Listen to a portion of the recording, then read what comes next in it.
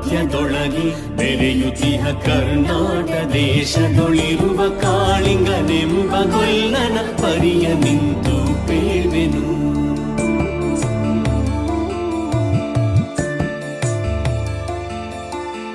ಎಳೆಯ ಮಾವಿನ ಮರದ ಕೆಳಗೆ ಕೊಳಲನೂದುತ ಗೊಲ್ಲಗೌಡನು ಬಳಸಿನಿಂದ ತುರುಗಳನ್ನು ಬಳಿಗೆ ಕರೆದನು ಹರುಷದಿ.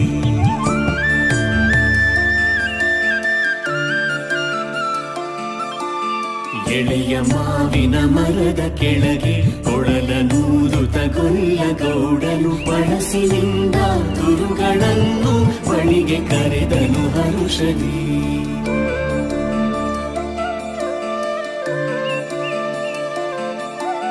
ಗಂಗೆ ಬಾರೆ ಗೌರಿ ಬಾರೆ ತುಂಗಭದ್ರೆ ತಾಯಿ ಬಾರೆ ಪುಣ್ಯ ಕೋಟಿ